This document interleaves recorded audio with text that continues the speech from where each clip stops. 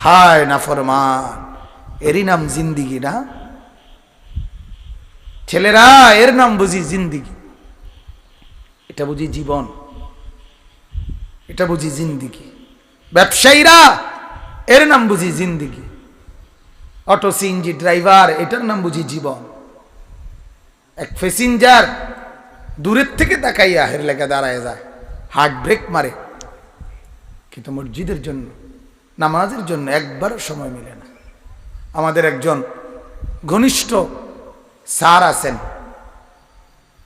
জনাব আব্দুল মান্নান স্যার, অনেক ভালো মানুষ, আলেমও, মাদ্রাসায়ও পড়ছেন, জেনারেল লাইনেও পড়ছেন।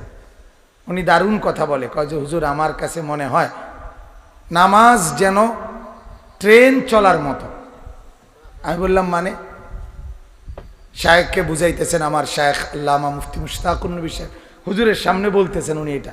হুজুরও এত খুশি হয়েছে, আমরাও খুশি হয়েছি ওনার এই কথা শুই না, যে হুজুর মানে হলো এই, কোনো রাস্তায় যখন ট্রেন চলে তখন দুই পাশে গাড়ির যে বাস ট্রাক গাড়ির যেই পার হওয়ার যে রাস্তা থাকে না, তো ট্রেন যখন চলে, ট্রেন আসে, তখন দুই পাশের যে কোনো গাড়ি সব থামাইয়া দেয়।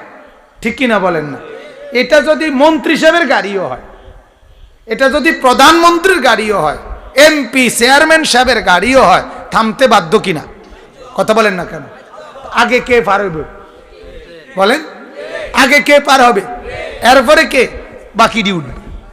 উনি বলেন যে হুজুর আমার কাছে মনে হয় যে আমার জিন্দিগি আমি এমন বানাবো যে যখনই নামাজের ওয়াক্ত হবে দুনিয়ার সব বন্ধ, শুধু নামাজের ট্রেন আগে চলবে, এরপরে নামাজ শেষ হইলে আবার দুনিয়ার বাকি কাজ চলবে। সুবহানাল্লাহ। আমি ওনারে বলছি খুশিতে, আমি বলছি আপনার নাম সহ আমি এটা ওয়াজে কম,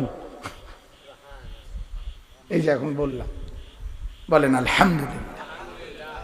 এজন্য বাপ, আমরা যে কথা থেকে শুরু করছিলাম আপনাদেরকে, যে কোন আল্লাহওয়ালার সোহবতে, সাহচর্যে, সংস্পর্শে, আমাদের আরবিতে বলে as-suhbatu muta'assira, সাহচর্য প্রতিক্রিয়াশীল, অর্থাৎ যেই কোনো সংস্পর্শ এটা আসর মানে প্রভাব ফেলেই ফেলে।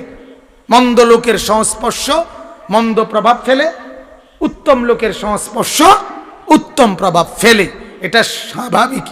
আল্লাহর নবী সাল্লাল্লাহু আলাইহি ওয়াসাল্লাম বলেন, আল মারউ আলা দীনে খলিলিহি, প্রত্যেকটা মানুষ তার বন্ধুর চাল চলনে নিজেকে গড়ে তোলে। কারণ